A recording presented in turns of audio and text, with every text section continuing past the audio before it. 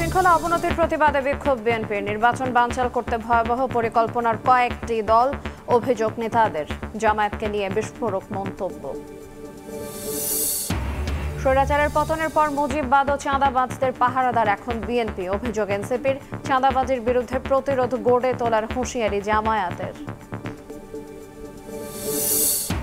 চানখারপুলে 6 জনকে হত্যা মামলার বিচার শুরু। সাবেক ডিএমপি কমিশনার হাবিব সহ অভিযুক্ত 8।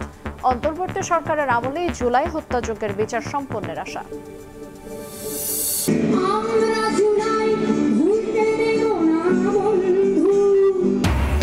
জুলাই কন্যা দিবসে বিশেষ ড্রোন শো তুলে ধরা হলো গণ অভ্যুত্থানে ভূমিকা, বর্ণাঢ্য রিকশা শোভাযাত্রা, নারী বিদ্বেষীদের প্রতিরোধের ডাক। 5 আগস্ট গণভবন হচ্ছে স্মৃতি জাদুঘর। এবং উচ্চকক্ষ নিয়ে কমিশনারের নতুন প্রস্তাব অস্বাভাবিক, বলছে বেশিরভাগ দল। গঠন পদ্ধতি নিয়ে বিতর্ক। নারী আসন নিয়েও হয়নি ঐক্য। চলতি মাসে সনদ তৈরিতে আশাবাদী আলী রিয়াজ।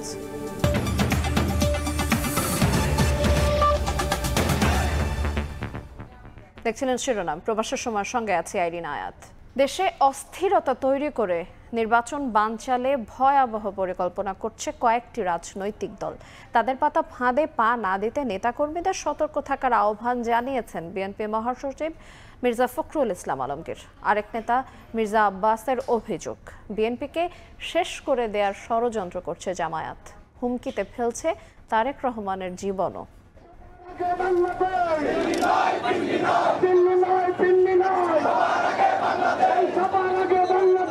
প্রতিবাদী মিছিল, বিক্ষোভে উত্তাল পল্টন। অপশক্তির বিরুদ্ধে লাখো কর্মীর স্লোগানে মুখরিত রাজপথ। বিএনপির ভারপ্রাপ্ত চেয়ারম্যান তারেক রহমানের বিরুদ্ধে অপপ্রচার ও ষড়যন্ত্রের প্রতিবাদে বিক্ষোভ মিছিল ঢাকার 2 মহানগর বিএনপি। নয়াপল্টনে দলের কেন্দ্রীয় কার্যালয়ের সামনে থেকে শুরু হয় প্রতিবাদী এই বিক্ষোভ মিছিলের। বিএনপির শীর্ষ নেতারা মিছিলের উদ্বোধন করেন। এর আগে সংক্ষিপ্ত সমাবেশে বিএনপির স্থায়ী কমিটির সদস্য মির্জা আব্বাস বলেন, বিএনপিকে শেষ করে দেওয়ার ষড়যন্ত্র করছে একটি ইসলামিক দল। তাদের কর্মকাণ্ডে হুমকিতে ফেলেছে তারেক রহমানের জীবন। গায়ের জোরে কথা বলেন, নিজের পায়ের জোর নাই। এরশাদের সময় এরশাদের কাছে ভর করেন, আওয়ামী লীগের সময় আওয়ামী লীগের কাছে ভর করেন, বিএনপির সময় বিএনপির কাছে ভর করেন, লম্বা লম্বা কথা বলেন। এখন হয়েছে কি জানেন, বিএনপি একমাত্র মাথা ব্যথা। বিএনপিকে যদি শেষ করে দেওয়া যায় তাহলে ওনারা রাজত্ব করতে পারবেন। আজকের এই অবস্থায় আপনাদের কথার কারণে মনে হচ্ছে, আমার মনে হচ্ছে তারেক রহমান সাহেবের জীবন এখন হুমকির মুখে। আপনাদের কাজকর্মে মনে হচ্ছে আপনারা তারেক রহমান সাহেবকে সহ্য করতে পারছেন না।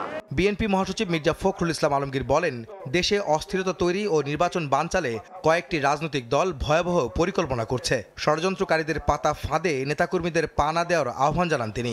পরিকল্পনাটা অত্যন্ত ভয়াবহ, যে বাংলাদেশে আবার একটা অস্থিতিশীলতা সৃষ্টি করা, অস্থিরতা সৃষ্টি করা। আমরা যারা কারো পরে পাতা ফাঁদে পা না দেয়, তারা চেষ্টা করছে আমাদেরকে উত্তেজিত করে তাদের পাতা ফাঁদে পা দেওয়ার জন্য, যাতে আমরা উত্তেজিত হয়ে যাই। আমরা যেন উত্তেজিত না হই। পরে মিছিলটি কাকরাইল ও মৎস্য ভবন হয়ে প্রেস ক্লাবের সামনে গিয়ে শেষ হয়। এর আগে নয়াপল্টন থেকেই মব সৃষ্টি করে অস্থিতিশীলতা তৈরি ও আইনশৃঙ্খলা পরিস্থিতি নষ্টের প্রতিবাদে বিক্ষোভ মিছিল বের করে ছাত্রদল। যোগ দেয় বিভিন্ন ইউনিট, ওয়ার্ড ও মহানগর সহ রাজধানীর প্রায় সব বিশ্ববিদ্যালয়ের ছাত্রদল কর্মীরা। এর আগে সংগঠনটির নেতারা বলেন, সাধারণ শিক্ষার্থীদের ব্যবহার করে একটি গুপ্ত সংগঠন দেশে বিভ্রান্তি সৃষ্টি করছে। দেশকে অস্থিতিশীল করার ষড়যন্ত্র প্রতিহতের ঘোষণা দেন তারা। গোপন সংগঠনের সন্ত্রাসীরা এবং বিশেষ করে জামাতের কিছু কিছু নেতাকর্মীরা আমাদের দলের ভারপ্রাপ্ত চেয়ারম্যানের প্রতি ঈর্ষান্বিত হয়ে তারা বিভিন্ন প্রোপাগান্ডা করছে। বাংলাদেশ বিনির্মাণে যারা জুলাই আগস্ট গণঅভ্যুত্থানে সর্বোচ্চ ভূমিকা পালন করেছে, তারা কেউ এ ধরনের মব কালচারে বিশ্বাসী নয়। পরে নাইটিঙ্গেল ও রমনা হয়ে শাহবাগে গিয়ে শেষ হয় তাদের বিক্ষোভ মিছিলটি। দলটির নেতারা বলছেন, বিএনপির বিরুদ্ধে অপপ্রচার চালিয়ে নির্বাচন বানচাল করার অপচেষ্টা চলছে একটি রাজনৈতিক মহলের মাধ্যমে। দলটির নেতারা আরও বলেন, বিএনপি নেতাকর্মীরা যেন কারো পাতা ফাঁদে পা না দেয়, সে কারণে সবাইকে সতর্ক থাকতে হবে, এমনকি আগামী নির্বাচনের জন্য সবাইকে প্রস্তুতি নেওয়ারও আহ্বান জানান তারা। আহমেদ সালেহীন, সময় সংবাদ, ঢাকা। স্বৈরাচারের পতনের পর মুজিববাদ ও চাঁদাবাজদের পাহারাদার এখন বিএনপি। পটুয়াখালীতে পদযাত্রায় এই মন্তব্য করেছেন এনসিপি আহ্বায়ক নাহিদ ইসলাম।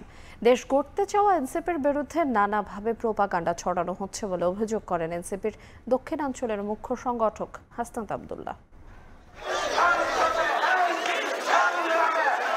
উত্তরের রংপুর থেকে শুরু করা জুলাই পদযাত্রা এখন দক্ষিণের জনপদে। দেশ গড়তে মাঠ চষে বেড়াচ্ছেন 24-এর বিপ্লবীরা। পদযাত্রার 14তম দিনে বিকেলে পৌঁছে বরগুনায় শহীদ পরিবারের সঙ্গে সাক্ষাৎ করেন এনসিপি নেতারা। তাদের পাশে থাকার অঙ্গীকার করে আহ্বায়ক নাহিদ ইসলামের নেতৃত্বে শহরের টাউন হল মোড় থেকে শুরু হয় পদযাত্রা। বিভিন্ন সড়ক ঘুরে সদর রোডে পথসভা করে এনসিপি। লুটপাট, বৈষম্য, চাঁদাবাজি থেকে মুক্তি পেতে এনসিপির সঙ্গে থাকার আহ্বান জানান নেতারা।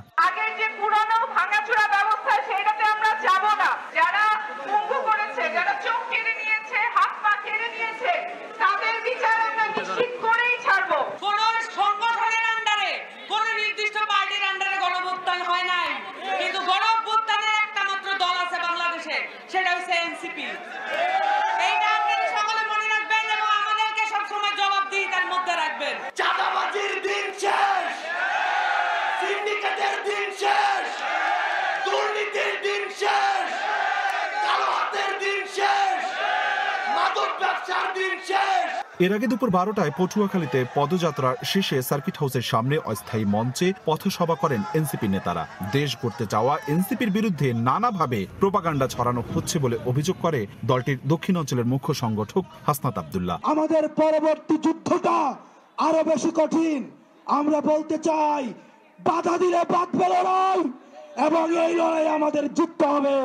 স্বৈরাচার পতন হলেও সিস্টেমের বদল হয়নি মন্তব্য করে এনসিপির আহ্বায়ক নাহিদ ইসলাম বলেন, মুজিববাদ সংবিধান দেশকে এগুতে দেয়নি। সেই মুজিববাদ আর চাঁদাবাজকে একটি দল পাহারা দিচ্ছে বলেও অভিযোগ করেন তিনি। বিএনপি এখন চাঁদাবাজদের দল তৈরি হয়েছে, সন্ত্রাসদের দল তৈরি হয়েছে, মুজিববাদের নতুন পাহারাদার হিসেবে আবির্ভূত হয়েছে। ফলে চাঁদাবাজ এবং মুজিববাদের নতুন পাহারাদার এসেছে। সেই পাহারাদারকেও আপনাদেরকে প্রতিহত করতে হবে। চাঁদাবাজদের বিরুদ্ধে সংগ্রাম করতে হবে। ভয়ের সংস্কৃতিকে তোয়াক্কা করা যাবে না বলেও মন্তব্য করেন এনসিপি নেতারা। অপূর্ব অপু, সময় সংবাদ। চাঁদাবাজদের বিরুদ্ধে সংগ্রামের ডাক দিয়েছেন জামায়াতে ইসলামের নায়েবে আমির অধ্যাপক মুজিবুর রহমান। সোমবার বিকেলে প্রেস ক্লাবে এক অনুষ্ঠানে চাঁদাবাজির বিরুদ্ধে সবাইকে প্রতিরোধ গড়ে তোলার আহ্বান জানান তিনি। চাঁদাবাজ যেখানে আছে আমাদের সংগ্রাম হবে সেখানে। জনগণ প্রতিরোধ গড়ে তুলবে চাঁদাবাজদের বিরুদ্ধে। এটা কোনো দলের ব্যাপার না, কোন দলের কে তাকে কোনো চিত্রিত করে কোনো দরকার নাই।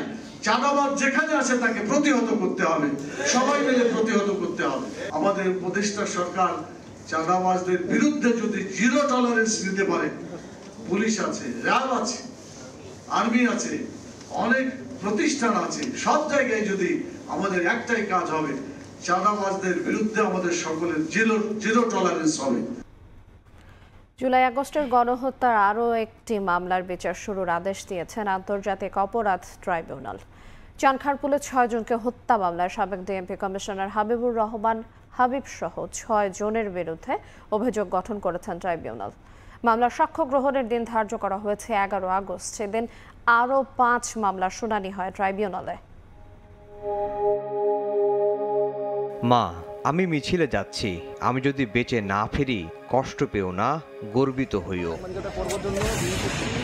বাবা মাকে লেখা এই হৃদয় বিদারক চিঠি শহীদ আনাসের। 5 আগস্ট শেখ হাসিনা সরকারের পতনের কয়েক ঘন্টা আগে রাজধানীর চাংখারপুলে পুলিশের গুলিতে নিহত হন আনাস। শুধু আনাসই নন, সেদিন প্রাণ হারান জুনায়েদ, রাকিব হাওলাদার সহ 6 জন। আনাস সহ 6 জনকে হত্যার দায়ে ঢাকার সাবেক পুলিশ কমিশনার হাবিবুর রহমান হাবিব, সাবেক যুগ্ম কমিশনার সুদীপ কুমার চক্রবর্তী সহ 8 জনের বিচার শুরুর আদেশ দিয়েছেন আন্তর্জাতিক অপরাধ ট্রাইব্যুনাল। খারিজ করে দেয়া হয়েছে আসামিদের অব্যাহতির আবেদন। এই মামলায় সাক্ষ্য গ্রহণের দিন ধার্য করা হয়েছে 11 আগস্ট। ওয়্যারলেস মেসেজের মাধ্যমে হাবিবুর রহমান লেথাল ওয়েপন ব্যবহার করে গুলি করে যে শেখ হাসিনার নির্দেশ ছিল সেটাকে কমিউনিকেট করেন এবং অফিসারদেরকে নির্দেশ দেন গুলি বর্ষণের জন্য। এদিন নারায়ণগঞ্জের 7 খুনের দায়ে মৃত্যুদণ্ডপ্রাপ্ত সাবেক র্যাব কর্মকর্তা তারেক সাঈদ, মাসুদ রানা, আরিফ হোসেনকে কারাগারে জিজ্ঞাসাবাদের অনুমতি দিয়েছেন ট্রাইব্যুনাল। গুমের মামলার তদন্তের স্বার্থে এই অনুমতি পান তদন্ত সংস্থা। এই মামলার অন্যতম আসামি সাবেক সেনা কর্মকর্তা জিয়াউল হাসান। জিয়াউল হাসানের বিভিন্ন গুম করার নির্দেশ দেয়া বা বিভিন্ন অপরাধের ব্যাপারে তাদের জানাশোনা আছে। আরও 4 মামলার শুনানি হয় আন্তর্জাতিক অপরাধ ট্রাইব্যুনাল 1-এ। সাভারের আসহাবুল ইয়ামিন হত্যা মামলায় হাজির করা হয় 3 আসামিকে ও রামপুরায় কার্নিশে ঝুলে থাকা আমির হোসেনকে গুলির মামলায় এএসআই চঞ্চল চন্দ্র সরকার সহ 2 জনকে বসানো হয় কাঠগড়ায়। এই 2 মামলার তদন্ত শেষ করতে সময় পান তদন্ত সংস্থা। আফজাল হোসেন, সময় সংবাদ, ঢাকা। এবার রক্তাক্ত জুলাই প্রসঙ্গ।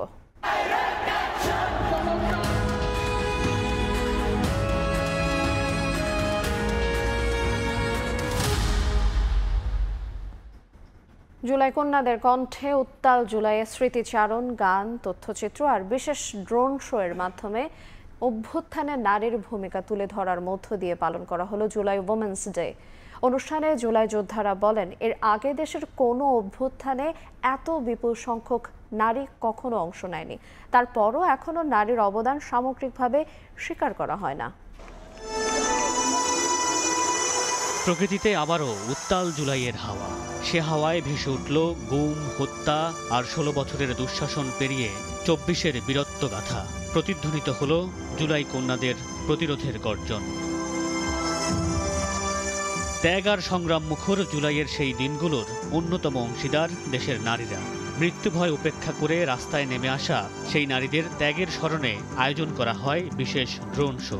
সংস্কৃতি মন্ত্রণালয় ও শিল্পকলা একাডেমির উদ্যোগে সোমবার কেন্দ্রীয় শহীদ মিনার প্রাঙ্গণে আয়োজিত জুলাই ওমেন্স ডের বিশেষ আকর্ষণ ছিল এই শো।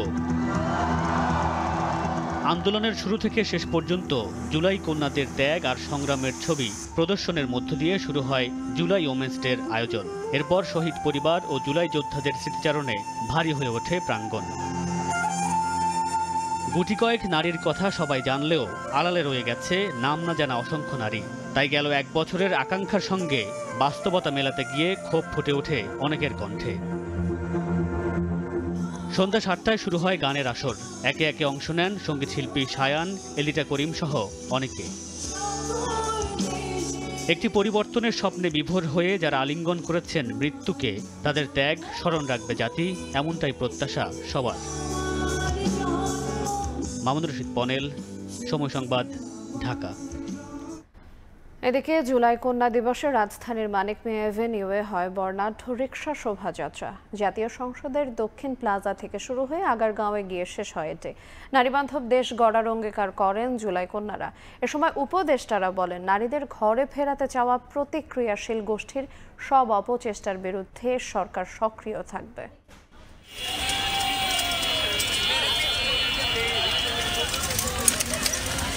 জুলাই গণ অভ্যুত্থান স্মরণে রিকশা শোভাযাত্রায় অংশ নেয় প্রায় 1200 জুলাই কন্যা। তাদের স্লোগানে মুখর হয়ে ওঠে সংসদ ভবন এলাকা। আন্দোলনের সময় কারফিউ ভেঙে সহায়তা করা রিকশা চালকদের প্রতি সম্মান জানিয়ে র্যালিতে স্যালুট জানান তারা। সবাই মিলে নতুন বৈষম্যহীন দেশ গড়ার প্রত্যয় ছিল সবার কণ্ঠে। দেশ গঠনে নারীর অংশগ্রহণ শুধু একটি দিবসে সীমাবদ্ধ না রেখে নারী বান্ধব দেশ গড়ার লক্ষ্যে সবাইকে এগিয়ে আসতে আহ্বান জানান জুলাই কন্যারা। জুলাই মাস আসার পরে হয়তো একটা দিবস ঘোষণা করে শুধুমাত্র মেয়েদের অবদানগুলোকে লক করার চেষ্টা করা হচ্ছে। কিভাবে সারা বাংলাদেশের মেয়েদেরকে আমরা একত্রিত করতে পারি সেই বিষয়ে আমাদের উদ্যোগ প্রয়োজন। প্রতিক্রিয়াশীল গোষ্ঠী নারীদের ঘরে ফেরানোর চেষ্টা করলে তা রুখতে সরকার সক্রিয় থাকবে বলে জানান সরকারের 2 উপদেষ্টা। সেজন্য প্রতিক্রিয়াশীল কোনো গোষ্ঠী নারীদেরকে যদি ঘরে ফেরাতে চায়, আমরা সরকারের পক্ষ থেকে যতটুকু করতে পারি করব, কিন্তু আমার জুলাইয়ের মেয়েরা আবারও আমরা রাস্তায় একসাথে থাকব। যে প্রতিকূলতা সম্মুখীন হও সেটার অতিক্রম করার প্রয়োজনে যা যা করা দরকার আমার মন্ত্রণালয় করা শুরু করবে। জুলাই কন্যাদের এই আয়োজনে সার্বিক সহযোগিতা করে মহিলা ও শিশু বিষয়ক মন্ত্রণালয়। আদনান তুর্য, সময় সংবাদ, ঢাকা। গণভবনকে জুলাই স্মৃতি জাদুঘরে রূপান্তরের কাজ দ্রুত গতিতে এগিয়ে চলেছে। 5 আগস্ট উদ্বোধন করা হবে বলে জানিয়েছেন সংস্কৃতি উপদেষ্টা মোস্তফা সরওয়ার ফারুকী। তিনি বলেন, গণভবন ছিল ক্রাইম জোন, এখান থেকেই গুম খুনের পরিকল্পনা করা হয়। শেখ হাসিনার 16 বছরের শাসনামলে গণভবন হয়ে ওঠে ক্ষমতার কেন্দ্রবিন্দু। ফ্যাসিবাদ শোষণ করেছে সাধারণ মানুষকে।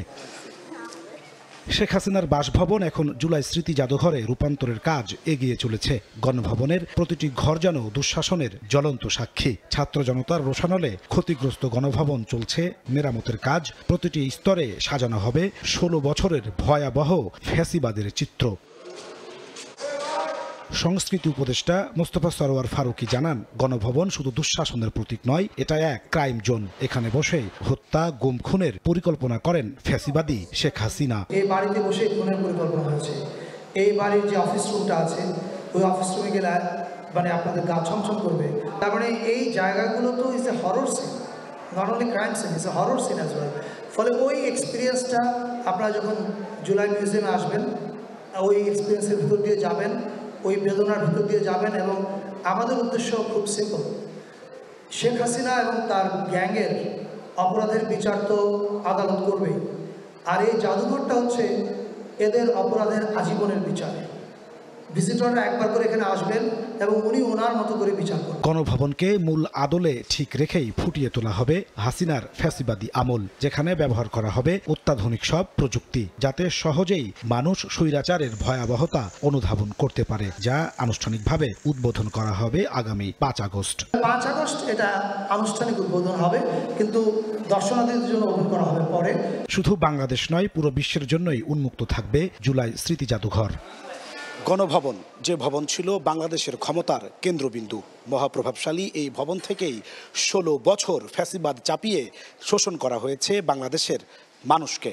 সংশ্লিষ্টরা বলছেন, সেই ভবন এখন রূপান্তর করা হবে জাদুঘরে, যাতে ভবিষ্যৎ শাসকরা শিক্ষা নিতে পারেন মানুষের বিপক্ষে দুঃশাসন চাপিয়ে দিলে তার পরিণতি কি হতে পারে। নাজমুস সালেহী, সময় সংবাদ, ঢাকা। উচ্চকক্ষ গঠন নিয়ে জাতীয় ঐক্যমত্য কমিশনের নতুন প্রস্তাবকে অস্বাভাবিক বলছে বেশিরভাগ রাজনৈতিক দল। জামায়াতের ভাষায় নতুন প্রস্তাব আলোচনার অযোগ্য। এনসিপি বলছে উচ্চকক্ষকে দুর্বল করার চেষ্টা চলছে, তবে এই অভিযোগ উড়িয়ে দিয়ে বিএনপি বলছে যেখানে উচ্চকক্ষের অস্তিত্বই নেই সেখানে দুর্বল করার প্রশ্ন আসতে পারে না। এদিন নারী আসনে নির্বাচন পদ্ধতি নিয়েও হয়নি ঐক্য, তারপরও চলতি মাসে সনদ তৈরিতে আশাবাদী কমিশন। সংসদে নারী আসনে প্রতিনিধিত্ব ও উচ্চকক্ষ গঠন নিয়ে সোমবার আবারও রাজনৈতিক দলগুলোর সঙ্গে সংলাপে বসে জাতীয় ঐকমত্য কমিশন। দিনভর বৈঠক করেও নিম্নকক্ষের আসন অনুপাতে নাকি ভোটের সংখ্যানুপাতিক হারে গঠন হবে উচ্চকক্ষ, তা নিয়ে ঐকমত্য হয়নি। এছাড়া 64 জেলা ও 12 মহানগরকে নির্বাচনী এলাকা করে উচ্চকক্ষ গঠনের যে বিকল্প প্রস্তাব দিয়েছে কমিশন, সেটিকেও অস্বাভাবিক বলছে বেশিরভাগ দল। এটা আলোচনার কোনো যোগ্যতায় রাখা নাই প্রস্তাব, এবং এটা অপ্রয়োজনীয়। কমিশন একটা প্রস্তাব দিয়েছে, অর্ধেক আলোচনা হওয়ার পরে আরেকটা নতুন প্রস্তাব দেয়, এটা আরো বিভ্রান্তিকর। 64 জেলা এবং সিটি কর্পোরেশন মিলে এটা স্থানীয় সরকারের সাথে একটা গুরুতর সংঘাত সৃষ্টি করবে। 2 কক্ষ বিশিষ্ট পার্লামেন্ট বাংলাদেশে এখন প্রয়োজন নেই, অপ্রয়োজনীয়। যদি কখনো প্রয়োজন হয় তখন আমরা প্রদেশের কথাও ভাববো, দ্বিকক্ষও ভাববো। এনসিপির অভিযোগ, গঠন পদ্ধতি নিয়ে বিতর্ক করে দুর্বল উচ্চকক্ষের দিকে ঠেলে দেওয়ার চেষ্টা চলছে, যদিও তা মানতে নারাজ বিএনপি। কিভাবে যেন একটা দুর্বল উচ্চকক্ষের দিকে ঠেলে দিয়ে, যাতে যে দলগুলো উচ্চকক্ষ চেয়েছে তারা যেন উচ্চকক্ষ আর প্রত্যাশা না করে, সেরকম একটা জায়গায় আমাদেরকে নিয়ে যাওয়ার চেষ্টা করা হচ্ছে। 2 কক্ষ বিশিষ্ট পার্লামেন্ট গঠনের প্রস্তাব তো আমাদের, বাকিরা কবে কখন এই প্রস্তাব দিয়েছে আমরা জানি না।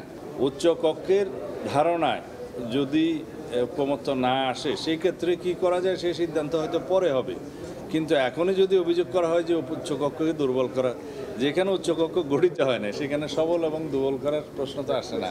কমিশনের সহসভাপতি জানান, নারী আসন ও উচ্চকক্ষ গঠন ইস্যুতে বিকল্প প্রস্তাব দেওয়া হলেও একমত হতে পারেনি দলগুলো। তবে অব্যাহত আলোচনার মাধ্যমে চলতি মাসেই সনদ তৈরির ব্যাপারে আশাবাদী কমিশন। রাজনৈতিক দলগুলো যেহেতু সাংগঠনিক কাজ, সামনে নির্বাচন, সেই সমস্ত বিষয়ে তাদেরকে যদি ব্যস্ত হয়ে উঠতে হয়, এই প্রক্রিয়াতে অবশ্যই আমাদের জুলাই মাসের মধ্যে জাতীয় সনদ আসলে স্বাক্ষরের ব্যবস্থা করতে হবে, একটা ঐকমত্যের জায়গায় যেতে হবে।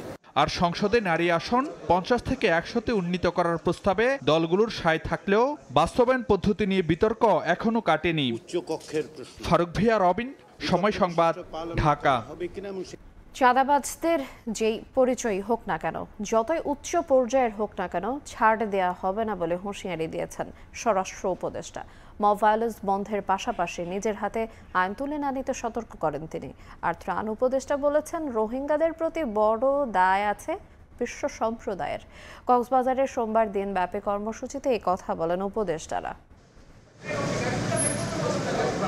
কক্সবাজারে অনুষ্ঠিত হলো রোহিঙ্গা ক্যাম্প ও মাদকদ্রব্য নিয়ন্ত্রণ বিষয়ক বিশেষ গুরুত্বপূর্ণ সভা। এতে যোগ দেন 3 বাহিনী সহ পুলিশ, র্যাব, বিজিবি, কোস্টগার্ড, এপিবিএন, আনসার ও মাদকদ্রব্য নিয়ন্ত্রণ অধিদপ্তরের শীর্ষ কর্মকর্তারা।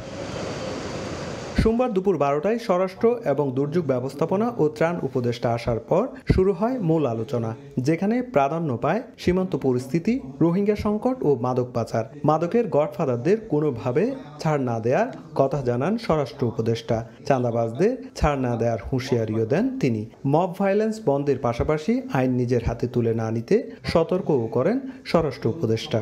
চাঁদাবাজি বন্ধে সরকার কঠোর অবস্থান নিয়েছে। যে চাঁদাবাজি যে পরিচয় তার হোক না কেন, সে যত উচ্চ লেভেলের হোক না কেন, কাউকে ছাড় দেওয়া হবে না। জনগণ সরব হলে কিন্তু আর মব ভায়োলেন্স হবে না। জনগণ সরব হলে তো জনগণই মব ভায়োলেন্স বন্ধ করে দিবে। মব ভায়োলেন্স কোনো অবস্থায় গ্রহণযোগ্য নয়। যদি কেউ কোনো কিছু করতে যায়, আইনের জন্য তারা আইন প্রয়োগকারী সংস্থার কাছে হ্যান্ড ওভার করবে। নিজের হাতে কারো আইন তুলে নেওয়ার অধিকার কারণ নাই। পরে রোহিঙ্গা ক্যাম্পে যান উপদেষ্টারা, নেন খোঁজ খবর। উপদেষ্টারা জানান, রোহিঙ্গাদের প্রতি বড় দায় আছে বিশ্ব সম্প্রদায়ে। ক্যাম্পের নিরাপত্তা বাড়ানো সহ রোহিঙ্গাদের ছড়িয়ে পড়া ঠেকাতে কাঁটাতারের বেড়া মেরামত করা হবে। এতকাল ধরে যেটা হয়ে আসছে, চলে আসছে, আমরা তো সেখান থেকে যদি খাবার কমে যায় তাহলে তো একটা সংকট সৃষ্টি হবে। এই সংকট তো একা বাংলাদেশের বহন করার কথা না, সবাইকে মিলেই করতে হবে। বিদেশিদের যারা ডোনার এজেন্সিস আছে, কান্ট্রিজ আছে, তারা কনসার্ন এখানে। এটা তো অমানবিক হবে না। যে এখানে যে আগে তো ফেন্সিংটা ছিল, এটা তো নষ্ট হয়ে গেছে। এখন আমরা নেক্সট মিটিংয়ে বসে আমরা এই ফেন্সিংটা কিভাবে করা যায় এবং এই ক্যাম্পের সিকিউরিটি কিভাবে বাড়ানো যায়, এইগুলি ব্যাপারে আমরা আলাপ করে একটা সিদ্ধান্ত দেব। রোহিঙ্গা সংকট নিরসনে সংশ্লিষ্ট সকলকে একসঙ্গে কাজ করারও আহ্বান জানান উপদেষ্টারা। সুজাউদ্দিন রুবেল, সময় সংবাদ, কক্সবাজার। আওয়ামী লীগ নেতা মাহবুবুল আলম হানিফ ও তার স্ত্রীর নামে মামলা করেছে দুদক। তাদের বিরুদ্ধে প্রায় 900 কোটি টাকার সন্দেহজনক লেনদেনের অভিযোগ আনা হয়েছে। এছাড়া অনুদানের নামে চাঁদাবাজির অভিযোগে সিআরআই ও সূচনা ফাউন্ডেশনের নথিপত্র জব্দ করতে এনবিআরকে চিঠি দিয়েছে সংস্থাটি। রাষ্ট্রীয় অর্থে আওয়ামী লীগের রাজনৈতিক এজেন্ডা বাস্তবায়নের অভিযোগে সিআরআই এর বিরুদ্ধে অনুসন্ধানের নামে দুদক। প্রতিষ্ঠানটির বিরুদ্ধে অন্তত 24 ব্যবসায়ীর কাছ থেকে 27 কোটি টাকা আদায়ের প্রমাণ পাওয়ার দাবি সংস্থাটির। একইভাবে সূচনা ফাউন্ডেশনের বিরুদ্ধে চাঁদাবাজি করে 450 কোটি টাকা আত্মসাৎ এবং 930 কোটি টাকার বেশি সন্দেহজনক লেনদেনের প্রমাণ পাওয়ার দাবি দুদকের। এবার এই দুই প্রতিষ্ঠানের করফাকির নথিসহ অন্যান্য কাগজ জব্দ করতে এনবিআরকে চিঠি দিয়েছে দুদক। সূচনা ফাউন্ডেশন ও অন্যান্যদের বিরুদ্ধে নানাবিধ অনিয়ম দুর্নীতির মাধ্যমে বিভিন্ন ব্যাংকের সিএসআর তহবিলের অর্থ আত্মসাতের অভিযোগ সংক্রান্ত বিষয়ে অনুসন্ধান দলের দলনেতা চেয়ারম্যান জাতীয় রাজস্ব বোর্ড বরাবর রেকর্ডপত্র চেয়ে অভিযাচনপত্র প্রেরণ করেছেন। এদিন 32 কোটি টাকার বেশি অবৈধ সম্পদ এবং প্রায় 900 কোটি টাকার সন্দেহজনক লেনদেনের অভিযোগে আওয়ামী লীগের যুগ্ম সাধারণ সম্পাদক মাহবুবুল আলম হানিফ ও তার স্ত্রীর বিরুদ্ধে মামলা করেছে সংস্থাটি। সন্দেহজনক লেনদেনের অপরাধ অনুসন্ধানকালে প্রমাণিত হয়েছে। এই কারণে তার বিরুদ্ধে দুর্নীতি দমন কমিশন আইন 2004 এবং মানি লন্ডারিং প্রতিরোধ আইন 2012 সংশ্লিষ্ট ধারায় একটি মামলা রুজুর সিদ্ধান্ত গৃহীত হয়েছে। এদিকে হাইকোর্টের আদেশে থমকে যাওয়া টিউলিপ সিদ্দিকীর ফ্ল্যাট জালিয়াতির মামলা সচলে প্রয়োজনীয় ব্যবস্থা নেওয়া হচ্ছে বলে জানান দুদক মহাপরিচালক। তাসলিম তৌহিদ, সময় সংবাদ, ঢাকা। 2 দফা বৈঠক করেও রফতানি পণ্যের উপর মার্কিন শুল্ক নিয়ে সন্তোষজনক অবস্থানে আসেনি বাংলাদেশ। আগামী সপ্তাহে আরেক দফা বৈঠকে বসবে দুই দেশ। দেশে ফিরে বাণিজ্য উপদেষ্টা জানান, রফতানি পণ্যের উপর যৌক্তিক হিসেবে শূন্য শুল্ক থাকবে বলে আশা করছে বাংলাদেশ। শুল্ক না কমালে নানা আশঙ্কার কথা জানান ব্যবসায়ীরা। যুক্তরাষ্ট্রে বাংলাদেশি রপ্তানি পণ্যের উপর বর্তমানে গড়ে 15% শুল্ক রয়েছে। গত এপ্রিলে বিভিন্ন দেশের উপর পাল্টা শুল্ক আরোপের সিদ্ধান্ত নেয় ট্রাম্প প্রশাসন, যেখানে বাংলাদেশি পণ্যে 37% শুল্ক আরোপের কথা জানানো হয়। সম্প্রতি ডোনাল্ড ট্রাম্প 1 আগস্ট থেকে বাংলাদেশি পণ্যে নতুন করে 35% মার্কিন শুল্ক আরোপের ঘোষণা দিয়ে প্রধান উপদেষ্টার কাছে চিঠি পাঠিয়েছেন। এরপর থেকেই শুল্ক আরোপ নিয়ে নানা হিসাব নিকাশ শুরু হয়। শুল্ক ইস্যুতে দ্বিতীয় দফায় আলোচনার জন্য বাণিজ্য উপদেষ্টার নেতৃত্বে প্রতিনিধি দল ওয়াশিংটন সফর শেষে রোববার দেশে ফেরেন। সোমবার বিকেলে সচিবালয়ে ব্যবসায়ী নেতাসহ সংশ্লিষ্টদের সঙ্গে এ বিষয়ে বৈঠক করেন উপদেষ্টা। বৈঠক শেষে ব্যবসায়ীরা জানান, শুল্ক আরোপ নিয়ে মার্কিন বাণিজ্য প্রতিনিধি দলের সঙ্গে সরকারের আলোচনায় ব্যবসায়ীরা সন্তুষ্ট। তবে দর কষাকষিতে আরোপিত শুল্ক কমানো না গেলে তা হবে চিন্তার বিষয়। সর্বোচ্চ প্রায়োরিটি দিয়ে ওনারা এটা নেগোসিয়েশন করছেন। ওনাদের যে আলোচনা যেভাবে করেছেন বা করছেন, এতে আমরা স্যাটিসফাইড। শুল্ক নিয়ে যুক্তরাষ্ট্রের সঙ্গে আলোচনা ইতিবাচক হয়েছে জানিয়ে বাণিজ্য উপদেষ্টা বলেন, রপ্তানি পণ্যের উপরে শূন্য শুল্ক নির্ধারণই হবে যৌক্তিক। আলাপ হয়েছে এবং আমরা 3 দিন খুবই এঙ্গেজ সময় কাটিয়েছি।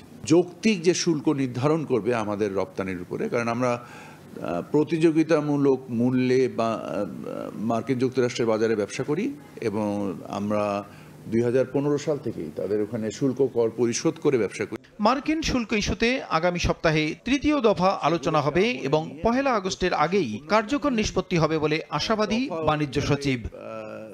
প্রসূন আশিস, সময় সংবাদ, ঢাকা। ফেনীতে প্লাবিত এলাকা থেকে পানি নামতেই ফুটে উঠছে ঘরবাড়ির সড়ক, ফসলের ক্ষয়ক্ষতি। এর মধ্যে বাড়ি ফিরতে শুরু করেছেন আশ্রয় কেন্দ্রে থাকা মানুষরা। ক্ষতিগ্রস্তদের প্রয়োজনীয় সহায়তার আশ্বাস দিয়েছেন জেলা প্রশাসন। নাই বঙ্গে কিছু নেই, আমার এই বস্তা ছাড়া এখন আমার কাছে কিছুই নেই, একদম সর্বহারা। সুজিত চন্দ্র দেবনাথ তিনি জানাচ্ছিলেন, মুহুরী নদীর বাঁধ ভেঙে তিনি এবং তার ভাই ভাতিজাদের ঘর কিভাবে ভেঙে নিয়ে বিলীন হয়ে চলে গিয়েছে। এখন তারা খোলা আকাশের নিচে। ফেনীর পরশুরামের চেথুলিয়া ইউনিয়নের উত্তর শালধরের বানের পানির তোড়ে ঘর হারানো সুজিত চন্দ্র দেবনাথের মতো অনেকেরই চোখের পানি যেন শুকিয়ে গেছে। আর সেই সঙ্গে ভেঙে পড়েছে শতাধিক পরিবারের জীবনের নিশ্চয়তা। বাঁধের পাশেই ছিল তাদের ঘর, স্বপ্ন, স্মৃতি আর সাহস। বানের পানিতে সব ভেসে গেছে। বাংলার পানিতে যা আমরা সবাই ঘরে ছিলাম, কিছুই নিতে পারি না, সব নিয়ে গেছে। পরবর্তীতে যে এখানে ঘর বানবো সেই সামর্থ্য তো নাই আমাদের। মুহুরী, কহুয়া আর সিলোনিয়া এই 3 নদী দিয়ে ভারতের উজান থেকে নেমে আসা পাহাড়ি ঢলের পানির দাপটে 7 জুলাই ভেঙে গেছে 41টি জায়গার বন্যা নিয়ন্ত্রণ বাঁধ। প্লাবিত হয়ে পড়ে ফেনীর 6টির মধ্যে 4টি উপজেলা। শুধু ঘর নয়, বন্যায় বিপর্যস্ত হয়েছে গ্রামীণ সড়ক, কৃষি, মাছ, পোল্ট্রি ও ডেইরি খাত। বীজদান নষ্ট হয়েছে, আমাদের সবজি নষ্ট হয়েছে। বছরে বছর পানি আসতেছে, বছর বছর ভাঙতেছে। চলাচলের একটু উপযোগী করে ব্যবস্থা করে দে, এটা আমাদের সরকারের প্রতি জোর আবেদন। যদিও ক্ষতিগ্রস্তদের প্রয়োজনীয় সহায়তার আশ্বাস দিয়েছে জেলা প্রশাসন। তালিকা তৈরি করা হচ্ছে, তাদেরকে আমরা আমাদের পক্ষ থেকে পুনর্নির্মাণ অথবা যাদের সংস্কার প্রয়োজন সেই সংস্কারের জন্য আমরা কাজ করব। 2017 সাল থেকে এখন পর্যন্ত 50 কোটি টাকার বেশি গচ্ছা গেছে শুধু এই বাঁধ মেরামতেই। 2024-এর ভয়াবহ বন্যার বছর না যেতেই আবারও বন্যার কবলে ফেনী। আর তাই প্রতি বছরের এমন বন্যা নিয়ে স্থানীয়দের মনে দেখা দিয়েছে ক্ষোভ। আতিয়াস সজল, সময় সংবাদ, ফেনী। চট্টগ্রামে বেদখল হওয়া 40 একর জমি উদ্ধারে দ্বিতীয় দিনের মতো অভিযান পরিচালনা করছে পানি উন্নয়ন বোর্ড। বুলডোজার দিয়ে গড়িয়ে দেওয়া হয়েছে গ্যারেজ, ইয়ার্ড, দোকানসহ অবৈধ সব স্থাপনা। এ সময় নিজ উদ্যোগে স্থাপনা সরিয়ে নেন কেউ কেউ।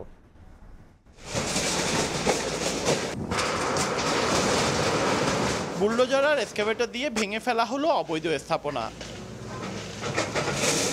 সোমবার সকালে নগরীর বাংলাবাজার এলাকায় দ্বিতীয় দিনের উচ্ছেদ অভিযানে নামে পানি উন্নয়ন বোর্ড। তাদের সহায়তা করে পুলিশ, সেনাবাহিনী ও জেলা প্রশাসন। 40 একর জায়গা দখল করে গড়ে তোলা হয় গাড়ি রাখার শেড, গ্যারেজ, দোকান, ব্যবসা প্রতিষ্ঠান ও রেস্টুরেন্ট, যার বেশিরভাগই গড়ে তুলেছিলেন আওয়ামী লীগের সরকারের প্রভাবশালীরা। আমাদের দুটো টিম কাজ করছে, এখানে একটা টিম আছে আর দক্ষিণ কাটলিতে আরেকটা টিম আছে। আমরা কিন্তু পাশাপাশি দেখছেন আরসিসি পিলার এবং কাঁটাতারের বেড়া দিচ্ছি এবং এটা কন্টিনিউ করব এবং পার্মানেন্ট ডিমার্কেশনের জন্য আমরা বাজেটও চেয়েছি। উচ্ছেদ অভিযানের খবর পেয়ে অনেকে নিজ থেকেই স্থাপনা সরিয়ে নেন। সরকার দরকার হলে আমি রাখা পারব, আমার বিল্ডিংও তো যদি লাগে দিয়ে দেব। এখানে গাড়ি ছিল, ইকুইপমেন্টের মালামাল, বিভিন্ন সেন্টারে মালামাল ছিল, এখনো আছে, এগুলো শিফটিং করতেছে। অভিযানে বেদখল হওয়া 15 একর জমি উদ্ধার করেছে পানি উন্নয়ন বোর্ড। পার্থপ্রতিম বিশ্বাস, সময় সংবাদ, চট্টগ্রাম। খুলনার ফুলতলায় আপিল গেট রেল ক্রসিংয়ে আটকে যাওয়া ট্রাককে ধাক্কা দিয়েছে ট্রেন। সেখানে পড়ে গিয়ে মৃত্যু হয়েছে এক ট্রেন যাত্রীর। আহত হয়েছেন অন্তত 7 জন।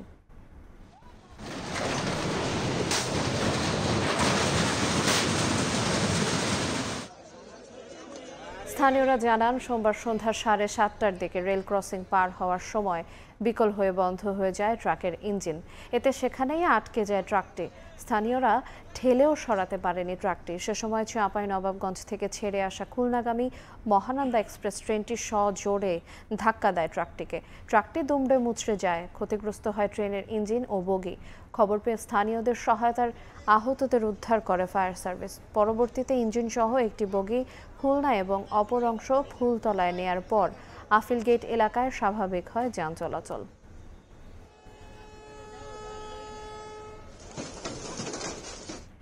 ট্রান্সফরমারের ত্রুটির কারণে বৈদ্যুতায়িত হয়ে পড়ে পুরো এলাকা। শর্ট সার্কিট থেকে আগুন ধরে যায় ঘরের ইলেকট্রিক বোর্ডে। ফ্রিজের সুইচ ও সার্কিট ব্রেকার অফ করতে গিয়ে বিদ্যুৎস্পৃষ্ট হয়ে দাদিনাতির সহ 3 জনের মৃত্যু হয়েছে। বিদ্যুৎ অফিসের গাফিলতির কারণেই এমন ঘটনা, অভিযোগ স্থানীয়দের। প্রতিদিনের মতো রাতের খাবার খেয়ে বিছানায় ঘুমাতে যান দাদি উরকানব্রো ও তার নাতি তুমলেব্রো। কিন্তু রোববার রাতে পান্তুরপান সদর উপজেলার সুয়ালক ইউনিয়নের রাংলাই চেয়ারম্যান পাড়ায় হঠাৎ করে ইলেকট্রিক বোর্ডে আগুন ধরে যায়। এ সময় ফ্রিজের সুইচ বন্ধ করতে গেলে বিদ্যুতায়িত হয়ে মারা যায় নাতি তুমলেব্রো। পরে তাকে বাঁচাতে গেলে বিদ্যুতায়িত হয়ে মৃত্যু হয় দাদি উরকানব্রোরও। এদিকে বৈদ্যুতিক ত্রুটির কারণে বিদ্যুতায়িত হয়ে পড়ে এলাকার প্রতিটি ঘর। ইলেকট্রিক বোর্ড ও বিভিন্ন যন্ত্রপাতিতে শর্ট সার্কিটের কারণে আগুন ধরে যায়। এ সময় পাড়ার এক বাসিন্দা রলেংম্রো ঘুম থেকে উঠে মেন সুইচ বন্ধ করতে গেলে বিদ্যুতায়িত হয়ে ঘটনাস্থলেই মারা যান। এই দুর্ঘটনার জন্য বিদ্যুৎ অফিসের গাফিলতিকে দায়ী করছেন স্থানীয়রা। মিটারটা পুরে পুরা কারেন্টে গ্রামে ছড়িয়ে পড়ে আগুন আর আগুন ঢাউ ঢাউ করে। তারপরে আমার মেয়ে ওইখানে সুইচ বন্ধ, ফ্রিজের সুইচ বন্ধ করার জন্য ওইখানে শর্ট খাইয়া মারা গেছে। এদিকে নিহতদের উদ্ধার ও প্রাথমিকভাবে বিদ্যুৎ শর্ট সার্কিটের কারণে মৃত্যুর ঘটনা ঘটেছে বলে জানায় ফায়ার সার্ভিস। মানে বিদ্যুৎ সম্বন্ধে অতটা ধারণা নাই, যে প্রত্যেকে সুইচ বন্ধ করতে গেছে, যাই যেখানে গেছে সেখানে আটকে গেছে। এইভাবে 3 জন মারা গেছে আর 5-6 জন আহত হয়েছে। দুর্গম পাহাড়ের রাংলাই চেয়ারম্যান পাড়ায় বসবাস করে 27টি ম্রো পরিবার। এন.এ. জাকির, সময় সংবাদ, বান্তুরপান। এবার দেশের বাইরের খবর। যুক্তরাষ্ট্রের ম্যাসাচুসেটস অঙ্গরাজ্যের একটি প্রবীণ নিবাসে ভয়াবহ আগুনে প্রাণ হারিয়েছেন অন্তত 9 জন। আহত হয়েছেন 30 জন। স্থানীয় সময় রবিবার রাতে ফ্যাল রিভার এলাকায় এই আগুনের ঘটনা ঘটে। তাৎক্ষণিকভাবে দুর্ঘটনার কারণ সম্পর্কে কিছুই জানাতে পারেনি স্থানীয় প্রশাসন। স্থানীয় সময় রোববার রাতে যুক্তরাষ্ট্রের ম্যাসাচুসেটস অঙ্গরাজ্যের ফাল রিভার শহরের গ্যাব্রিয়েল হাউস নামে প্রবীণ নিবাসে হঠাৎ আগুন ধরে যায়। রাত 10টার দিকে আগুন লাগলে ভবনটির প্রধান ফটক দিয়ে বের হতে ব্যর্থ হয়ে অনেকে জানালা দিয়ে সাহায্য চাইতে থাকেন। খবর পেয়ে দ্রুত ঘটনাস্থলে পৌঁছে আটকে পড়াদের উদ্ধারের পাশাপাশি আগুন নিয়ন্ত্রণে কাজ শুরু করে ফায়ার সার্ভিস। ফায়ার সার্ভিস জানায় 3তলা ভবনটিতে শতাধিক আবাসিক ইউনিট থাকলেও দুর্ঘটনার সময় সেখানে প্রায় 70 জন বাসিন্দা ছিলেন। অধিকাংশ বাসিন্দা প্রবীণ হওয়ায় উদ্ধার কাজ ছিল কঠিন। ফায়ার সার্ভিসের প্রধান জানান, প্রাণপণ চেষ্টা করেও সবাইকে বাঁচানো যায়নি। দমকল কর্মীদের পাশাপাশি উদ্ধার অভিযানে অংশ নেন শহরের মেয়রও। দীর্ঘ চেষ্টার পর আগুন নিয়ন্ত্রণে আনতে সক্ষম হয় দমকল বাহিনী। যারা এখানে আহত হয়েছেন এবং যারা তাদের প্রাণ হারিয়েছেন তাদের পরিবারদের প্রতি আমাদের হৃদয় থেকে সমবেদনা রইল। ফল রিভার তাদের পাশে আছে এবং আমরা তাদের জন্য শুভকামনা ও সহানুভূতি জানাচ্ছি। তবে তাৎক্ষণিকভাবে আগুন লাগার কারণ সম্পর্কে কিছুই জানায়নি সংশ্লিষ্ট কর্তৃপক্ষ। অগ্নিকাণ্ডের কারণ জানতে তদন্ত শুরু করেছে ম্যাসাচুসেটস স্টেট পুলিশ। এই ঘটনাকে অকল্পনীয় ট্র্যাজেডি উল্লেখ করে হতাহতদের পরিবারের প্রতি গভীর সমবেদনা জানিয়েছে ফায়ার সার্ভিস। অর্জিতা সোহেজিন, সময় সংবাদ। সরকারি চাকরি ফিরে পাওয়ার দাবিতে বিক্ষোভে উত্তাল কলকাতা। সোমবার সকাল থেকে রাজ্যটির প্রশাসনিক প্রধান দফতর নবান্ন ঘেরাও কর্মসূচিতে চাকরিহারা হাজার হাজার শিক্ষক শিক্ষাকর্মী বিক্ষোভ করেন। এক পর্যায়ে তারা মুখ্যমন্ত্রীর কার্যালয়ের দিকে যাওয়ার চেষ্টা করলে পুলিশের সঙ্গে বাকবিতণ্ডায় জড়িয়ে পড়েন। হয় ধস্তাধস্তিও। বিশ্বজিৎ দাসের ক্যামেরায় বিস্তারিত জানাচ্ছেন সুব্রত আচার্য। স্কুল সার্ভিস কমিশন বা এসএসসি কেলেঙ্কারিতে চাকরি হারানো শিক্ষক শিক্ষিকাদের ডাকে সোমবার নবান্ন অভিযানে কার্যত রণক্ষেত্রে পরিণত হয় কলকাতার গুরুত্বপূর্ণ প্রশাসনিক এলাকা। এলাকাটির সংযোগস্থল হাওড়া ও কলকাতার বেশ কিছু জায়গায় ছড়িয়ে পড়ে এই উত্তেজনা। মূলত যোগ্যদের চাকরিতে ফেরাও এই দাবিতে হাওড়া স্টেশন থেকে মুখ্যমন্ত্রী মমতা বন্দ্যোপাধ্যায়ের কার্যালয় নবান্নের উদ্দেশ্যে মিছিল শুরু করেন বিক্ষোভকারীরা। হাওড়ার বঙ্কিম সেতুর দিকে এগিয়ে গেলে মল্লিক ফটক এলাকায় ব্যারিকেড দিয়ে বিক্ষোভকারীদের পথ আটকে দেয় পুলিশ। কলকাতা ও হাওড়া পুলিশ ছাড়াও অতিরিক্ত নিরাপত্তার অংশ হিসেবে মোতায়েন করা হয় র্যাপিড অ্যাকশন ফোর্স ও কমব্যাট ফোর্স। তবে আন্দোলনকারীরা পুলিশি বাধার অগ্রাহ্য করেই এগিয়ে যাওয়ার চেষ্টা করলে পরিস্থিতি উত্তপ্ত হয়ে ওঠে। শুরু হয় ধস্তাধস্তি, পাল্টাপাল্টি, ধাক্কাধাক্কিও। ফলে বিকেলের মধ্যে ব্যাপক পুলিশি তৎপরতায় পরিস্থিতি নিয়ন্ত্রণে আনে। যে যেভাবেই হোক আমাদের যোগ্যদের চাকরি ফিরিয়ে আনতে হবে। রায় কিন্তু আমাদের পক্ষে নয়, এই রায় কিন্তু কোনো যোগ্যই মেনে নেবে না। যে কোনো ভাবে সুপ্রিম কোর্ট থেকে আমাদের এই প্যানেলকে ফিরিয়ে নিয়ে আসতে হবে। যারা চাকরি টাকা দিয়ে পেয়েছে, যারা চাকরি বিক্রি করেছে, যদি সত্যি কোনো ব্যবস্থা নেওয়া হয় তাদের বিরুদ্ধে ব্যবস্থা নেওয়া হোক। এর আগে সাংবাদিকদের সঙ্গে কথা বলতে গিয়ে আন্দোলনকারীরা জানান, তাদের 4 দফার প্রধান দাবি রিভিউ নয়, সরাসরি রিপ্যানেল প্রক্রিয়া চালু করতে হবে। ওএমআর শিট ও সার্টিফাইড মেধাভিত্তিক তালিকা প্রকাশ করতে হবে। যোগ্য প্রার্থীদের স্বাস্থ্য ও পদমর্যাদা সহ চাকরিতে পুনর্বহালের দাবি সহ অবিলম্বে দ্রুত পদক্ষেপ নিতে হবে মমতা প্রশাসনকে। শিক্ষক সমাজকে এই যে ব্যারিকেড করে আটকে দেওয়া হয়েছে, এর কোনো নৈতিকতা বা মানুষ ঠিকঠাক সিদ্ধান্ত বলে আমরা মনে করছি না। আমাদের মাননীয় মুখ্যমন্ত্রী তিনি শুধু ব্যভিচারী নন, তিনি একজন দুষ্কৃতিবাদীর মতো একজন মহিলা। পশ্চিমবঙ্গের সরকারি চাকরির ইতিহাসে এক বড়সড় ধাক্কা হিসেবে প্রায় 26,000 শিক্ষক ও শিক্ষাকর্মীর চাকরি বাতিল হয় আদালতের রায়ে। তৃণমূল সরকারের বিরুদ্ধে অভিযোগ ছিল বিপুল সংখ্যক অযোগ্য প্রার্থী ঘুষ দিয়ে নিয়োগ পেয়েছেন। তবে আন্দোলনকারীদের দাবি, তারা সেই দোষীদের মধ্যে পড়েন না। তারা সত্যিকারের মেধার ভিত্তিতে উত্তীর্ণ হয়ে এই সরকারি চাকরি পেয়েছিল। তাই একক সিদ্ধান্তে সবাইকে চাকরিচ্যুত করা অমানবিক ও অন্যায়, এমনটাই দাবি তাদের। সুব্রত আচার্য, সময় সংবাদ, কলকাতা। অর্থনৈতিক স্থিতিশীলতা ও সামাজিক নিরাপত্তার জন্য দীর্ঘদিন ধরেই বসবাসের ক্ষেত্রে অনেকের শীর্ষ পছন্দের দেশ অস্ট্রেলিয়া। কিন্তু ভূ রাজনৈতিক সংঘাত আর বিশ্বব্যাপী টানাপোড়েনের নেতিবাচক প্রভাব এখন পড়ছে দেশটির অভ্যন্তরে। এতে বিপাকে পড়েছেন দেশটিতে থাকা প্রবাসী বাংলাদেশের শিক্ষার্থীরা। অস্ট্রেলিয়া থেকে এস.এম. আমিনুল রুবেলের রিপোর্টে বিস্তারিত। গত 2 দশকে পৃথিবীর বাসযোগ্য শহরের তালিকায় নিয়মিত শীর্ষে থাকত অস্ট্রেলিয়ার বেশ কয়েকটি শহর। নিরাপদ ও উন্নত জীবনযাত্রার আশায় ইউরোপ আমেরিকা থেকেও বহু মানুষ পাড়ি জমিয়েছে দেশটিতে। তবে বৈশ্বিক সংঘাত ও নিরাপত্তাজনিত অনিশ্চয়তা ক্রমেই প্রভাব ফেলছে অস্ট্রেলিয়ার অর্থনীতি ও সামাজিক স্থিতিতে। নিরাপত্তা ও কৌশলগত কারণে অস্ট্রেলিয়ায় রয়েছে যুক্তরাষ্ট্রের সামরিক ঘাঁটি, আবার বাণিজ্যিক নির্ভরতা সবচেয়ে বেশি চীনের উপর। একদিকে নিরাপত্তায় পশ্চিমা শক্তির অংশীদার, অন্যদিকে বাণিজ্যে প্রতিদ্বন্দ্বী শক্তির উপর নির্ভরতা। এই দ্বৈত অবস্থান অস্ট্রেলিয়াকে ফেলেছে দ্বিধায়।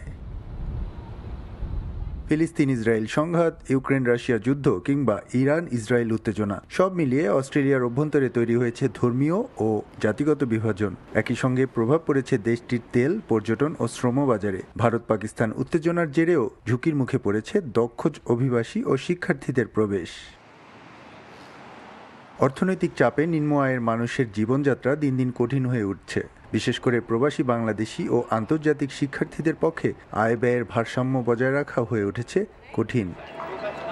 যুদ্ধ এবং এর সাথে সম্পৃক্ত যেই অর্থনীতি এবং নিরাপত্তা, তার উপরেই কিন্তু নির্ভর করে অস্ট্রেলিয়া আগামী দিনগুলোতে কতটুকু শান্তিতে থাকবে, কতটুকু ভালো থাকবে অস্ট্রেলিয়ার জনগণ। SM আমিনুল রুবেল, সময় সংবাদ, অস্ট্রেলিয়া। নানা অভিযোগে 2 মাসে 6,000-এর বেশি প্রবাসীকে নিজ দেশে ফেরত পাঠিয়েছে কুয়েত সরকার। দেশটির বিভিন্ন স্থানে আইনশৃঙ্খলা বাহিনীর অভিযানে আইন ভঙ্গের কারণে আটক করা হয়েছিল এসব অভিবাসীদের। কুয়েতে অবস্থানরত বিদেশিদের আইন মেনে চলার আহ্বান জানিয়েছে কর্তৃপক্ষ। মঈন সুমনের রিপোর্টে বিস্তারিত। অবৈধ অভিবাসী মুক্ত দেশ গড়তে কুয়েত জুড়ে চলমান অভিযান আরো জোরদার করা হয়েছে। যেসব বিদেশি রেসিডেন্সি, শ্রম আইন সহ বিভিন্ন নিয়ম ভঙ্গ করছেন তাদের আটক করে ফেরত পাঠানো হচ্ছে নিজ দেশে। দেশটির স্বরাষ্ট্র মন্ত্রণালয়ের তথ্যমতে মে ও জুন মাসে মোট 6,300 বিদেশি নাগরিককে ফেরত পাঠানো হয়েছে। এর মধ্যে কাউকে পাঠানো হয়েছে নিরাপত্তা সংস্থার সুপারিশে, কাউকে আদালতের নির্দেশে। তবে ফেরত পাঠানোর মধ্যে কোন দেশের কতজন রয়েছেন তা প্রকাশ করেনি কুয়েত সরকার। গত বছর অবৈধ অভিবাসীদের জন্য সাধারণ ক্ষমা ঘোষণা দিয়েছিল কুয়েত সরকার। সে সুযোগের মেয়াদ শেষ হওয়ার পরেই শুরু হয় কঠোর অভিযান। পুরো প্রক্রিয়া তদারকি করছেন স্বরাষ্ট্রমন্ত্রী শেখ ফাহাদ ইউসুফ সৌদ আল সাবাহ নিজে। এদিকে শ্রমবাজারে শিথিলতা থাকায় নিয়োগকর্তারা সহজেই শ্রমিক আনতে পারছেন। পাশাপাশি সাহেল অ্যাপসের মাধ্যমে পার্ট টাইম কাজের সুযোগও রয়েছে। কিন্তু অনেকেই অনুমতি না নিয়ে অবৈধভাবে কাজ করায় পড়েছেন আইনি জটিলতায়। প্রবাসীরা বলছেন, নিরাপদে থাকতে হলে কুয়েতের আইন মেনেই চলতে হবে। প্রবাসীদের যারা দেশে বসবাস করে তারা যেন এই দেশের আইন কানুন মেনে চলি, সরকার আমাদেরকে যথেষ্ট সুযোগ সুবিধা দিয়ে রাখছে। এই সুযোগ সুবিধা আমরা গ্রহণ করে চলি। আমি এখানে বৈধভাবে আমার কাগজপত্র সম্পূর্ণ এখানে আছে, আমি বৈধভাবে কাজ করতেছি, তাই আমার কোনো সমস্যা হয় না। কুয়েত সরকার জানিয়ে দিয়েছে, দেশের নিরাপত্তা ও শ্রমবাজারের শৃঙ্খলা বজায় রাখতে অভিযান চলবে নিয়মিতই। মঈন সুমন, সময় সংবাদ, কুয়েত। ইটালির ফোরলিতে আত্মপ্রকাশ করেছে বাংলাদেশ অ্যাসোসিয়েশন অফ ফোরলি। ফোরলিতে বসবাসরত 5,000-এর বেশি বাংলাদেশের কল্যাণে কাজ করার অঙ্গীকার করেন নেতৃবৃন্দ। সভায় ইটালির এমোলি ও রোমানিয়া প্রদেশের অনেক শহরের প্রবাসী বাংলাদেশিরাও অংশগ্রহণ করেন, যা প্রবাসে বাংলা কমিউনিটির সঙ্গে ইতালীয় মূলধারার কমিউনিটির যোগসূত্রকে তুলে ধরে। শনিবার বিকেলে পার্ক আয়োজিত অনুষ্ঠানে প্রধান উপদেষ্টা ফুয়াদ মৃধা 35 সদস্যের পূর্ণাঙ্গ কমিটি ঘোষণা করেন।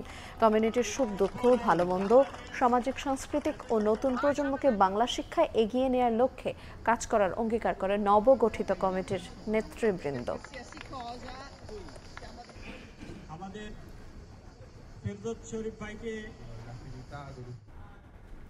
ইটালিতে তৈরি পোশাকের পাশাপাশি বাংলাদেশি চিংড়ি, মিঠা পানির মাছ, মশলা, শাকসবজি সহ বিভিন্ন বেকারি পণ্যের ব্যাপক চাহিদা রয়েছে। সাম্প্রতিক বছরগুলোতে প্রবাসী ব্যবসায়ীদের পরিশ্রম ও দক্ষতার গুণে ইটালি সহ ইউরোপের বিভিন্ন দেশে বাংলাদেশি পণ্যের বিশাল বাজার তৈরি হয়েছে। ইটালি থেকে মাকসুদ রহমানের পাঠানো তথ্য এবং ছবিতে ডেস্ক রিপোর্ট। যুক্তরাজ্যের পর ইতালিতে সবচেয়ে বেশি বাংলাদেশির বসবাস। দেশটিতে প্রায় 2.5 লাখ বাংলাদেশি বসবাস করেন। ঐতিহ্যগতভাবে প্রবাসীদের দেশীয় খাবারের প্রতি রয়েছে ভীষণ আকর্ষণ। এই খাদ্যের চাহিদা মেটাতে দীর্ঘদিন ধরে বাংলাদেশি প্রবাসীদের নির্ভর করতে হতো প্রতিবেশী দেশ ভারত, পাকিস্তান, মিয়ানমার, থাইল্যান্ড সহ বিভিন্ন দেশের ওপর। সম্প্রতি ইতালি সহ ইউরোপের বিভিন্ন দেশে বাংলাদেশি পণ্যের বিশাল বাজার সৃষ্টি হয়েছে। এতে মুখ্য ভূমিকা রয়েছে ইতালি ও ইউরোপে বসবাসরত বাংলাদেশি প্রবাসী ব্যবসায়ীদের। বাংলাদেশি পণ্যের বাজার সৃষ্টির ফলে দেশ ও প্রবাসে বাড়ছে কর্মসংস্থান ও রেমিটেন্স আয়। এক সময় এখানে অন্যান্য দেশের অনেক পণ্যের চাহিদা ছিল অনেক বেশি, অনেক বিক্রি হতো। এখন বাংলাদেশি পণ্য বেশি বিক্রি হয় এবং বাংলাদেশি পণ্যের চাহিদা অনেক বেশি।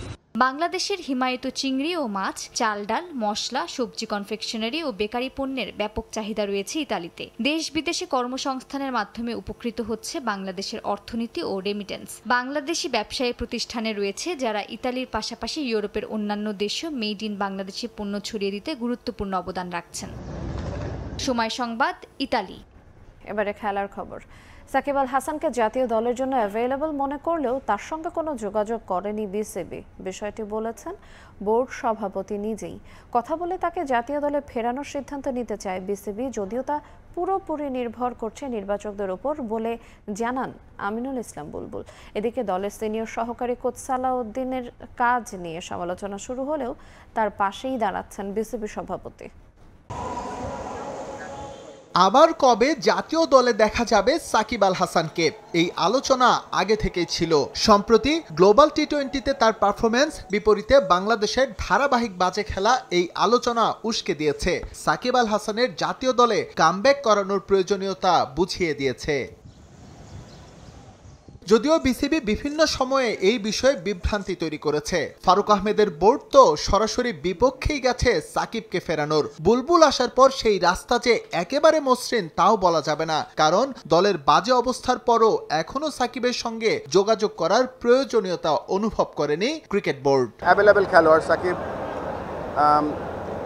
বাংলাদেশ টিম থেকে এখনো সব ফরম্যাটে রিটায়ার করেনি এবং তার সাথে কথা বলবো, তার সাথে কথা বলার পরে আমরা সিদ্ধান্ত নিতে পারবো। এর আগেও আমি বলেছি, বহুবার আবার বলছি যে এটা সম্পূর্ণ নির্ভর করছে বাংলাদেশ টিমের সিলেক্টর যারা দল নির্বাচন করে তাদের উপরে। সম্প্রতি বাংলাদেশ কেমন ব্যাট করছে এটা বোঝার জন্য তদন্ত কমিটি গঠনের প্রয়োজন নেই। দু একটা ইনিংস বাদ দিলে তো মনে হয় ব্যাটিংটাই ভুলে গেছেন কেউ কেউ। এই দায় কতটা বর্তায় ব্যাটিং কোচের উপর? এই ভূমিকায় থাকা দলের সিনিয়র সহকারী কোচ সালাউদ্দিনকে নিয়ে এমন প্রশ্ন উঠলেও তাকে যেন প্রোটেক্টই করলেন আমিনুল ইসলাম বুলবুল। ব্যাটিং কোচ যিনি আছেন এখন মোহাম্মদ সালাউদ্দিন, আমরা তো দেখছি is doing good so far. সিরিজের মাঝখানের ওভারঅল কমেন্ট করব না, তবে সব সিজনটা শেষ হলে তারপরে আমরা দেখব। শ্রীলঙ্কায় পূর্ণাঙ্গ সিরিজের একেবারে শেষ লাইনে বাংলাদেশ। তৃতীয় টি-20তে জয় পেলে হয়তো সান্ত্বনার একটা কিছু মিলবে, তবে বিসিবি সভাপতির কাছে গুরুত্বপূর্ণ দলের ধারাবাহিকতা। এটা নিশ্চিত হলে যে সিরিজ জেতা সম্ভব হবে অবধারিতভাবেই। অবশ্যই আমি বিশ্বাস করি যে আমাদের ধারাবাহিকতা ফিরতে হবে এবং ধারাবাহিকতা ফিরতে হলে কিন্তু আমাদের বেশ কিছু জায়গা আছে যেখানে উন্নয়ন করতে হবে। এসএম ইকবাল, সময় সংবাদ, ঢাকা। যুগসন্ধিক্ষণ থেকে বের হয়ে আসতে হলে ক্রিকেটারদের পাশাপাশি বিসিবির দায়িত্বে থাকা সাবেক ক্রিকেটারদেরও চ্যালেঞ্জ নিতে হবে। ক্রিকেটারদের সাহস নিলে দ্রুত ছন্দে ফিরবে বাংলাদেশ, এমন মন্তব্য করেছেন লঙ্কান কিংবদন্তি সানাত জয়াসুরিয়া। শ্রীলঙ্কা যুগসন্ধির সময় কঠোর পরিশ্রম করায় দ্রুত ফলাফল পেয়েছে বলেও মত তার। রাজনীতিতে যোগ দেয়া নিয়েও আক্ষেপ করলেন জয়াসুরিয়া, জানালেন কোচিং ক্যারিয়ারে নিজের অভিজ্ঞতাও। শ্রীলঙ্কায় সানাত জয়াসুরিয়ার সাক্ষাৎকার নিয়েছেন তারেক হাসান শিমুল। মাতারা হারিকেন আক্রমণাত্মক ব্যাটিংয়ের জন্য ক্রিকেট বিশ্বে এই নামে সুপরিচিত Sri Lankan legend সনাত Jayasuriya cricket career শেষে দায়িত্ব নিয়েছেন শ্রীলঙ্কা জাতীয় দলের। এমন এক সময় যখন যুগসন্ধিক্ষণ পার করছিল লঙ্কা ক্রিকেট, তার তত্ত্বাবধানে শ্রীলঙ্কা কাটিয়ে উঠেছে সেই সময়। মাশরাফি, সাকিব, তামিমদের বিদায়ের পর বাংলাদেশও পার করছে সেই ক্ষণ। এই কিংবদন্তি বললেন কিভাবে এখান থেকে এগিয়ে যেতে হবে টাইগারদের। ক্রিকেটাররা কঠিন পরিশ্রম করেছে, আমি আত্মবিশ্বাস দেওয়ার চেষ্টা করেছি, অনুশীলনে কিছুটা ভিন্নতা এনেছিলাম। তারা সবসময় ভালো করার জন্য মুখিয়ে ছিল, আমরাই সেরা। আমি এই বিশ্বাসটা তাদের মধ্যে তৈরি করতে সাহায্য করেছি। তাদের স্বাভাবিক খেলাটাই যেন তারা খেলে এবং পাশাপাশি একে অপরের সঙ্গে তাদের চমৎকার একটা বোঝাপড়া হয়েছে। প্রতিটা দলেরই যুগ সন্ধিক্ষণের মধ্য দিয়ে যেতে হয়। এক ঝাঁক অভিজ্ঞ ক্রিকেটার বিদায় নেয়, বাংলাদেশও সেই সময় পার করছে। নির্বাচকরা নতুনদের নিয়ে চেষ্টা করে যাচ্ছেন। অনেক সাবেক ক্রিকেটাররা এই মুহূর্তে বোর্ডের বিভিন্ন দায়িত্বে, তাদের চ্যালেঞ্জটা নিতে হবে এবং আমি আশা করব দ্রুত বাংলাদেশ দল সেটা কাটিয়ে উঠবে। ক্রিকেট ক্যারিয়ার শেষ করে কোচিং এর দায়িত্বে কিংবদন্তি ক্রিকেটার। লম্বা ক্যারিয়ারে আন্তর্জাতিক পর্যায়ে যেমন শাসন করেছেন, তেমনি খেলেছেন ঘরোয়া লিগেও। বাংলাদেশে মোহামেডানের হয়ে খেলেছেন অনেকবার, তাই এখনো সেই টান অনুভব করেন জয়সুরিয়া। ওডিআই, টেস্ট ক্রিকেট, আমি সবসময় ভিন্নভাবে খেলার চেষ্টা করতাম। অ্যাটাকিং ক্রিকেট আমার পছন্দ ছিল, খেলাটাকে উপভোগ করেছি। এমনকি আমি যখন বাংলাদেশে ক্লাব ক্রিকেটে খেলেছি তখনও আমার মতো করেই খেলেছি। বাংলাদেশের মানুষের অনেক ভালোবাসা পেয়েছি, তারা আমার খেলার ধরন পছন্দ করত। আমি মোহামেডানের হয়ে খেলেছি, এই ক্লাবের প্রতি সমর্থকদের অনেক ভালোবাসা ছিল। আমি ক্রিকেট ছেড়ে কোচিং ক্যারিয়ার বেছে নিয়েছি। এটা আমার জন্য চ্যালেঞ্জিং ছিল, কারণ এমন অভিজ্ঞতা আগে ছিল না। ক্রিকেট ক্যারিয়ার শেষ না করেই সাকিব মাশরাফিদের রাজনীতিতে যোগ দেয়া নিয়ে দেশে তুমুল সমালোচনা। রাজনীতিতে যোগ দেয়া নিয়ে আক্ষেপ করলেন সনাত জয়সূরিও। ক্রিকেটার থাকা অবস্থায় হয়েছিলেন এমপি, 2013 থেকে 15 দায়িত্ব পালন করেছেন স্থানীয় সরকার মন্ত্রণালয়ের, যা জীবনের সবচেয়ে বড় ভুল ছিল বলে স্বীকার করলেন এই লেজেন্ড। অন্য ক্রিকেটার রাজনীতিতে এসে কি করেছে না করেছে আমি সেগুলো নিয়ে বলতে চাই না, তবে আমি অনেক বড় ভুল করেছিলাম রাজনীতিতে পা রেখে। আমার এটা করা উচিত হয়নি। ক্রিকেটার হিসেবে সবার কাছ থেকে ভালোবাসা পেয়েছি, রাজনীতিতে সেটা সম্ভব নয়, এবং সেই ভুলের জন্য আমার আক্ষেপ থাকবে সব সময়। এসব ভুল থেকে অন্যরাও শিক্ষা নেবে বলে মত সনাত জয়সূরিয়ার। ক্রিকেটার হিসেবে ক্যারিয়ারে পূর্ণ মনোযোগ থাকা উচিত বলে মত এই লঙ্কান কিংবদন্তির। তারেক হাসান শিমুল, সময় সংবাদ, ডাম্বুলা, শ্রীলঙ্কা। এই পর্যায়ে শীর্ষ সংবাদগুলো জানিয়ে দেবো আর একবার।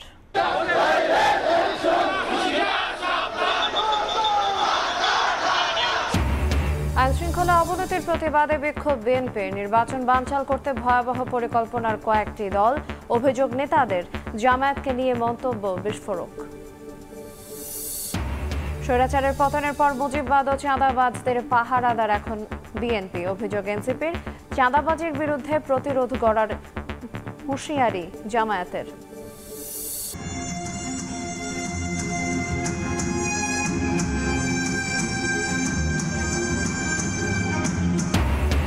জুলাই কন্যা দিবসে বিশেষ ড্রোন শো তুলে ধরা হলো গণ অভ্যুত্থানের ভূমিকা। বর্ণাঢ্য রিক্সা শোভাযাত্রা, নারী বিদ্বেষীদের প্রতিরোধের ডাক। 5 আগস্ট গণভবন হচ্ছে স্মৃতি জাদুঘর।